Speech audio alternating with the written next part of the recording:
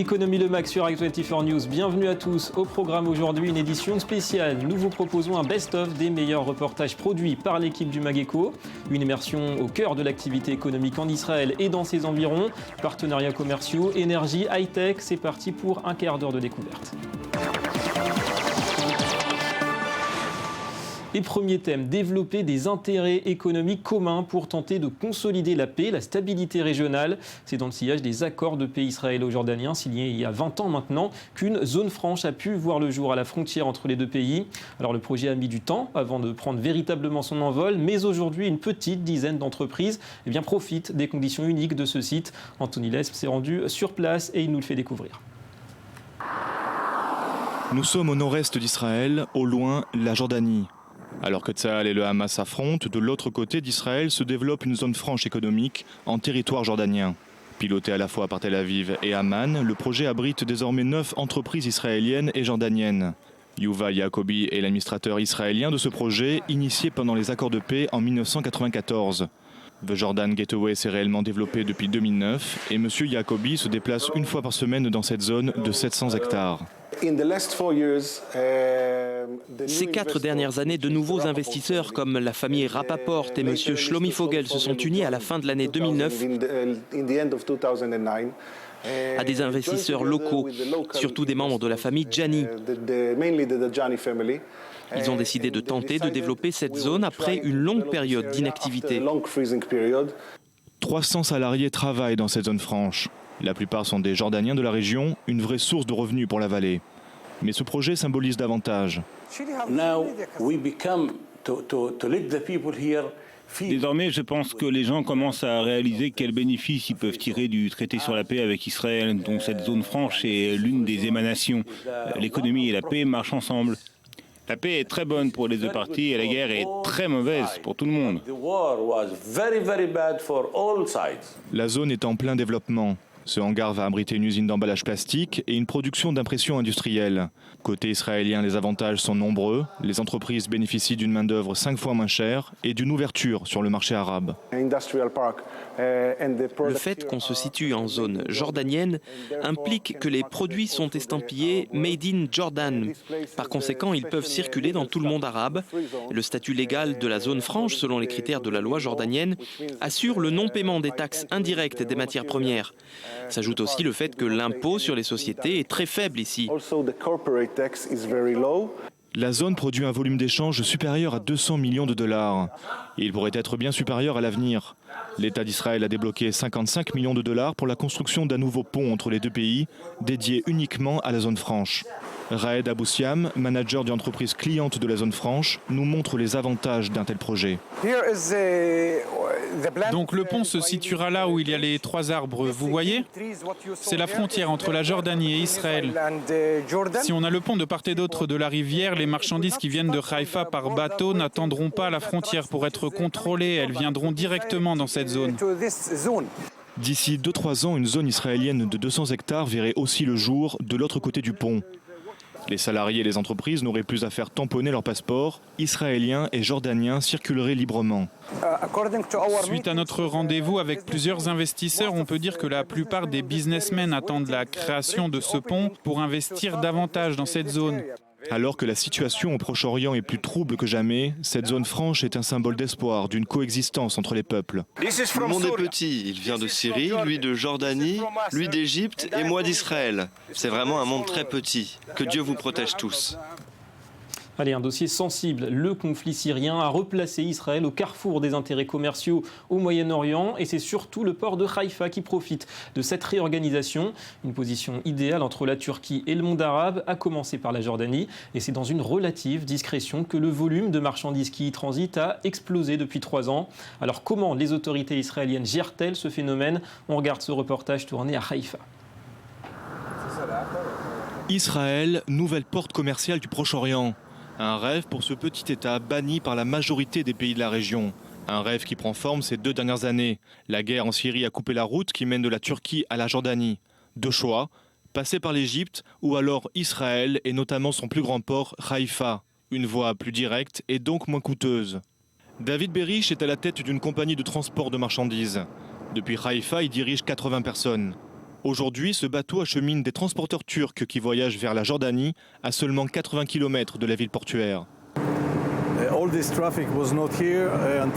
ce trafic n'existait pas avant 2012, voire 2011. Depuis quelques 3500 camions ont transité dans les deux sens et entre 1500 et 2000 containers par an ont transité en Israël. Depuis 2011, le transit de camions entre Israël et la Jordanie a augmenté de 300%, atteignant les 10 600 camions par an. Selon la marine marchande turque, le nombre de containers expédiés en Israël est passé de 18 000 tonnes en 2010 à 78 000 en 2013, soit une augmentation de près de 450%. L'État d'Israël appuie ces nouvelles possibilités commerciales. Israël souhaite vraiment devenir une porte d'entrée au Proche-Orient. Beaucoup d'efforts ont été faits en termes humains et financiers pour que ce projet se réalise. Israël soigne aussi son avenir. L'État hébreu veut agrandir le port de Haïfa et construire un autre port au sud d'Ashdod. D'ici la fin d'année, une ligne de chemin de fer devrait être achevée reliant Haïfa et Beth Shean à la frontière jordanienne, ouvrant alors le fret au transport ferroviaire.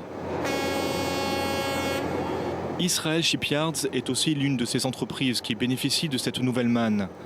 Située sur la partie privée du port de Haïfa, cette entreprise de 200 personnes fait transiter des métaux, des graines pour les bestiaux et toutes sortes de marchandises. Israel Shipyards est aussi actionnaire d'une zone franche située en Jordanie à 6 km de la frontière avec Israël.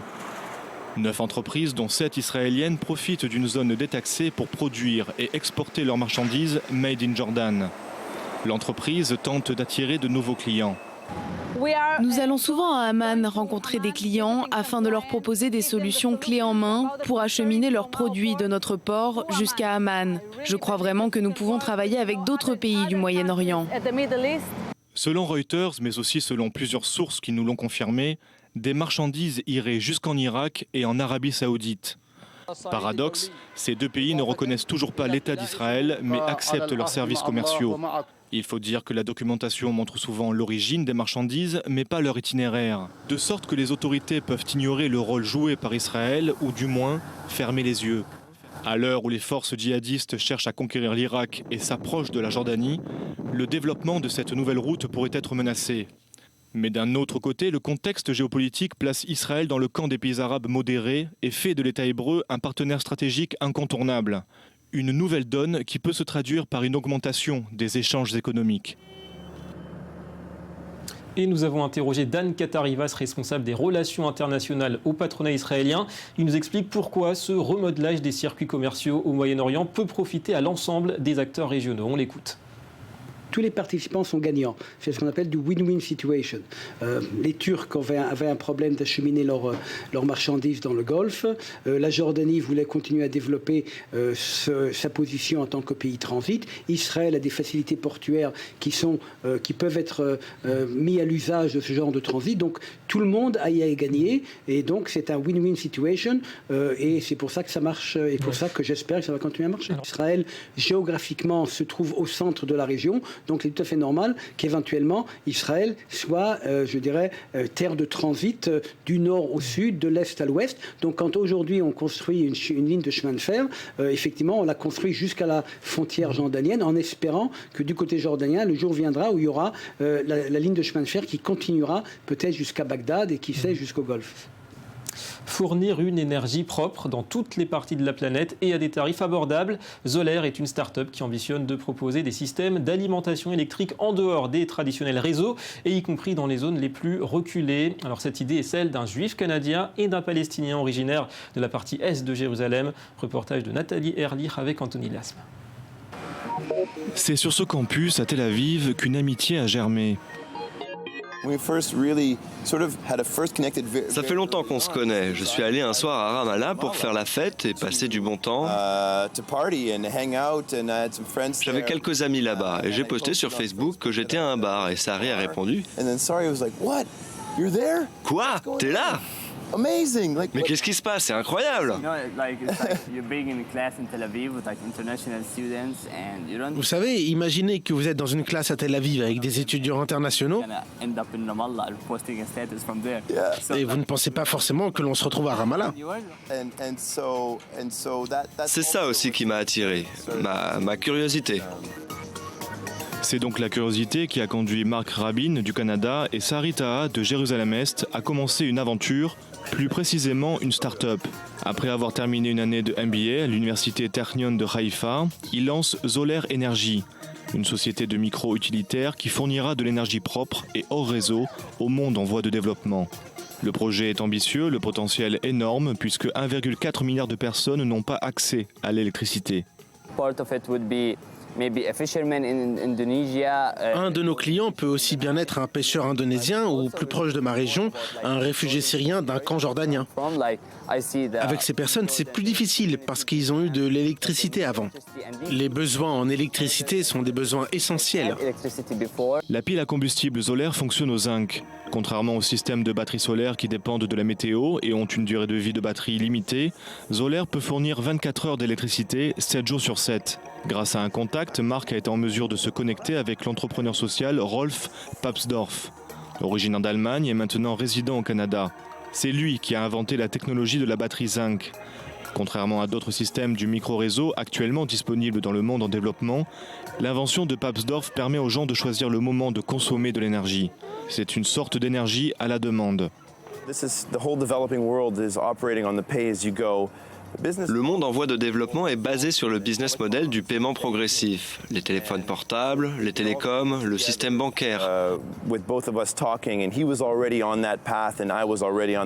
En discutant, nous nous sommes rendus compte qu'on était tous les deux sur cette voie.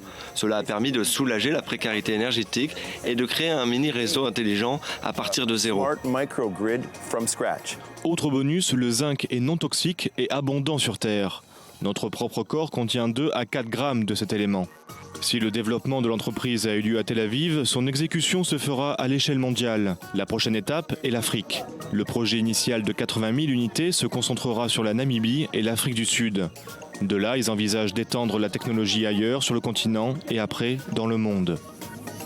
Dernière originalité, cette technologie peut être activée à distance, par Internet ou même par une application sur votre smartphone. Cela signifie par exemple qu'un Syrien à haut revenu qui vit à l'étranger peut facilement parrainer une maison ou 2 maisons. En tant que Palestinien, je peux aussi le faire. Toute personne qui veut faire une bonne action peut facilement parrainer l'électricité de quelques maisons pendant 1 ou 2 mois.